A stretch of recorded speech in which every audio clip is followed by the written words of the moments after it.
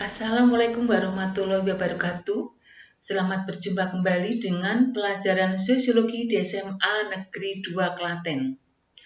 Pada pertemuan ini, kita informasikan tentang materi kelas 11 semester 2. Pada semester ini, ada 2 kompetensi dasar yang kita pelajari. Pada KD 3.4, kita akan mempelajari tentang menganalisis konflik sosial, sedangkan pada KD 3.5 kita akan mempelajari tentang metode pemetakan konflik sosial yang nanti kita akan masuk pada materi integrasi dan reintegrasi sosial. Sebelum kita memasuki 2 kompetensi dasar tersebut, anak-anak, kita perlu mempelajari tentang konsep masyarakat multikultural. Untuk ini, pada pertemuan pertama ini, kita akan mempelajari merajut harmoni dalam masyarakat beragam atau disebut dengan istilah masyarakat multikultural yang nanti pada materi ini nanti akan bahas tentang konsep masyarakat multikultural menghasilkan 2 peristiwa yang nanti akan kita bahas pada KD 3.4 dan KD 3.5.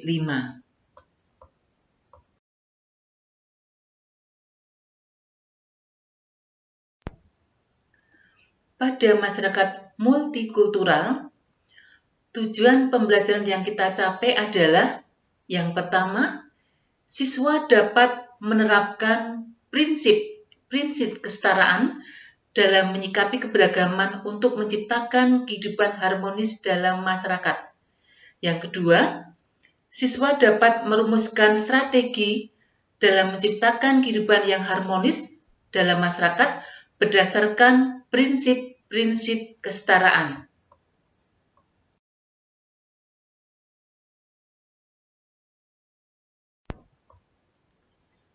Sekarang kita mempelajari pengertian masyarakat multikultural. Pada materi ini, kita kenalkan konsep multikultural dan konsep multikulturalisme. Kalau multikultural dapat diartikan sebagai keragaman atau perbedaan terhadap suatu kebudayaan dengan kebudayaan yang lain. Sehingga masyarakat multikultural dapat diartikan sebagai sekelompok manusia yang tinggal dan hidup menetap di suatu tempat yang memiliki kebudayaan dan ciri khas tersendiri yang mampu membedakan antara satu masyarakat dengan masyarakat lain. Jadi membahas tentang keberagaman. Sedangkan konsep multikulturalisme adalah sebuah ideologi yang menekankan pengakuan dan penghargaan pada kesederajatan atas perbedaan kebudayaan.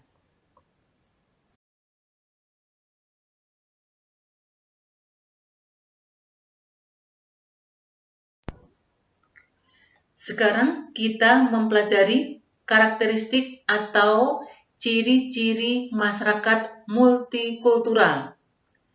Yang pertama, terjadinya segmentasi ke dalam kelompok-kelompok yang seringkali memiliki kebudayaan yang berbeda. Yang kedua, memiliki struktur sosial yang terbagi-bagi ke dalam lembaga-lembaga yang bersifat non-komplementer, artinya tidak saling mendukung. Yang ketiga, kurang mengembangkan konsensus di antara para anggota masyarakat tentang nilai-nilai sosial yang bersifat dasar. Yang keempat, secara relatif sering terjadi konflik di antara kelompok yang satu dengan kelompok yang lain.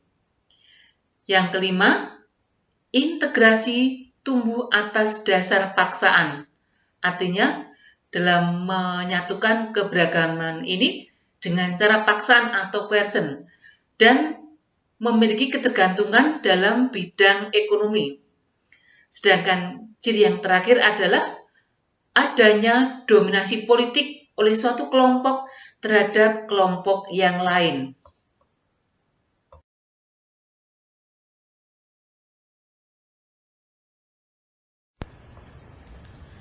Sekarang kita akan mempelajari faktor-faktor penyebab munculnya masyarakat multikultural.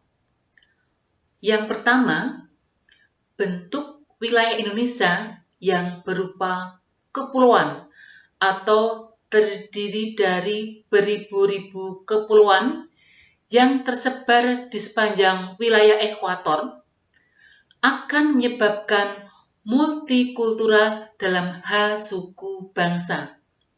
Yang kedua, letak wilayah yang strategis di antara dua benua, benua Asia dan benua Australia, dan dua samudra, Samudra Hindia dan Samudra Pasifik, akan memudahkan unsur asing masuk dengan mudah, sehingga akan menyebabkan multikultural dalam agama dan kebudayaan.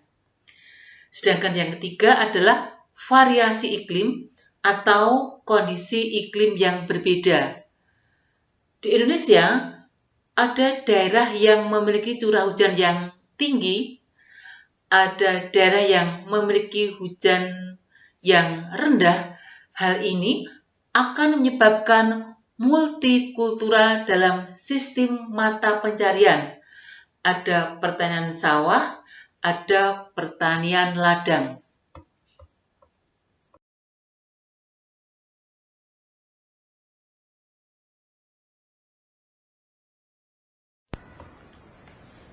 Sekarang kita mempelajari bentuk-bentuk masyarakat multikultural. Yang pertama, masyarakat majemuk dengan kompetisi seimbang. Artinya, masyarakat yang berada di suatu daerah memiliki kesempatan yang sama dalam hal persaingan politik, ekonomi, maupun kedudukan. Jadi, mereka punya kesempatan yang sama untuk bersaing, duduk dalam berbagai bidang kehidupan. Yang kedua, masyarakat majemuk dengan mayoritas dominan, yaitu masyarakat yang berdiam di suatu tempat, tetapi komposisi penduduk berbeda antara ras satu dengan ras lain atau suku maupun agama. Sebagai contoh di Indonesia, tentang keberagaman agama, ada agama Islam, Kristen, Katolik, Hindu, Buddha. Agama Islam jumlahnya paling besar dibandingkan dengan agama-agama yang lain. Maka dikatakan agama Islam mayoritas mendominasi jumlah agama yang lain. Yang ketiga, masyarakat majemuk dengan minoritas dominan. Artinya, masyarakat minoritas kecil menguasai atau mendominasi kehidupan daerah tersebut. Sebagai contoh misalnya, masyarakat Cina yang menempati di Indonesia jumlahnya sedikit, tapi mendominasi dalam sistem perekonomian. Yang keempat, masyarakat majemuk dengan fragmentasi. Artinya, masyarakat telah memiliki dominasi berbeda-beda di setiap segi kehidupannya, atau masyarakat kita memiliki suku, keberagaman suku, sehingga memiliki dominasi sendiri-sendiri.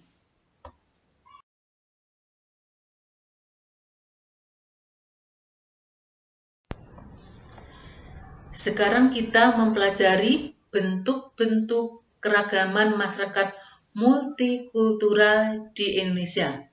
Yang pertama, keragaman jenis kelamin. Ada laki-laki, perempuan. Yang kedua, keragaman ras. Ras adalah pengelompokan manusia dipandang dari ciri-ciri fisik yang tampak dari luar. Ada ras Negroid, ada ras Kaukasoid, ada ras Malayan Mongoloid. Yang ketiga, keanekaragaman suku bangsa yang tersebar di wilayah Indonesia terdiri dari berbagai macam suku bangsa. Yang keempat, keragaman etnis. Ada etnis Melayu, ada etnis Tionghoa misalnya. Yang kelima, keragaman agama. Ada agama Islam, ada Katolik, ada Kristen, ada Hindu, ada Buddha. Yang keenam, keragaman mata pencarian. Ada pertanian di sawah, ada pertanian di ladang, ada pertanian daerah dataran tinggi, ada pertanian dataran rendah misalnya.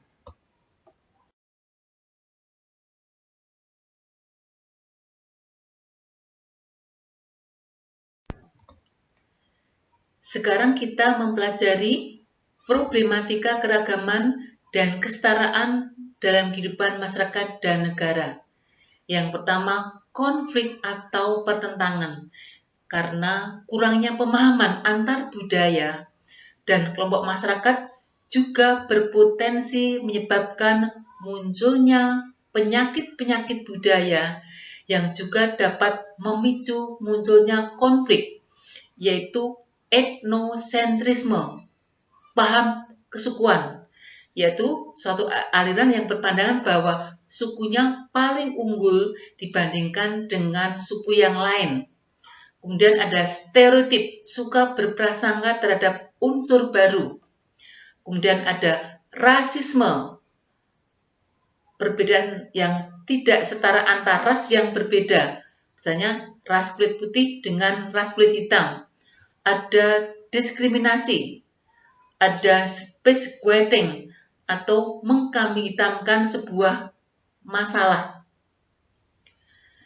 Yang kedua adanya diskriminasi adalah setiap tindakan yang melakukan pembedaan-pembedaan terhadap seseorang atau sekelompok orang yang berdasarkan ras, agama, suku, etnis, kelompok, golongan, status, dan kelas sosial ekonomi, bisa jenis kelamin, kondisi fisik tubuh, usia, orientasi seksual, pandangan ideologi politik, serta batas negara dan kebangsaan seseorang.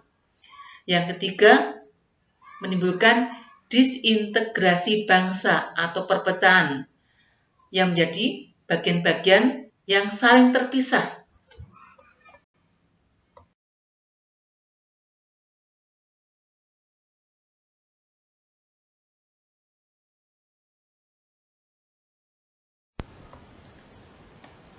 Sekarang, bagaimana strategi menciptakan kehidupan masyarakat multikultural yang harmonis? Yaitu dengan cara semangat mewujudkan prinsip kesetaraan. Yang pertama, semangat religius. Pandangan religius tentang manusia yaitu manusia diciptakan sebagai makhluk yang mengusung nilai harmonis. Bagaimana menciptakan kehidupan yang harmonis dalam masyarakat. Yang kedua, semangat pluralisme, yaitu menunjukkan rasa saling menghormati dan toleransi antar anggota kelompok. Yang ketiga, semangat nasionalisme, menunjukkan kebersamaan untuk memajukan Indonesia melalui keberagaman.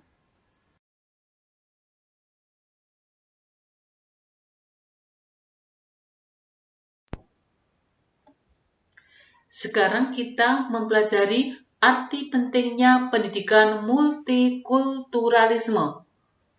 Yang pertama, pendidikan multikultural merupakan sebuah proses pengembangan yang berusaha untuk meningkatkan sesuatu yang sejak awal atau sebelumnya sudah ada. Yang kedua, pendidikan multikultural mengembangkan seluruh potensi manusia, meliputi potensi intelektual, sosial, moral, religius, ekonomi, potensi kesopanan dan budaya. Yang ketiga, pendidikan yang menghargai pluralitas dan heterogenitas. Yang keempat, pendidikan yang menghargai dan menjunjung tinggi keragaman budaya, etnis, suku, dan agama. Secara garis besar, paradigma pendidikan multikultural diharapkan dapat menghapus stereotip, sikap, dan pandangan egoistik, individualistik, dan eksklusif di kalangan anak didik.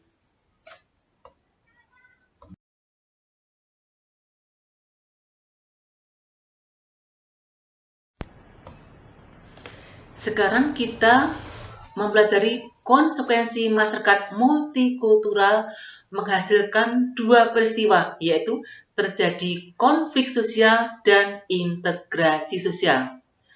Terjadi konflik sosial apabila dalam keberagaman itu saling mempertajam perbedaan. Sedangkan terjadi sebuah integrasi sosial apabila keberagaman dalam masyarakat itu saling toleransi dan tidak saling mempertajam perbedaan. Pada materi ini anak-anak nanti akan dikembangkan lebih jauh pada KD 3.4 yaitu tentang menganalisis konflik sosial, sedangkan pada KD 5 yaitu tentang metode pemetakan konflik sosial yang nanti akan membahas tentang integrasi dan reintegrasi sosial. Akhir kata, pada pertemuan ini anak-anak kita akhiri. Apabila ada yang tidak jelas nanti bisa dipertanyakan pada grup kelas sosiologi. Akhir kata, wassalamualaikum warahmatullahi wabarakatuh.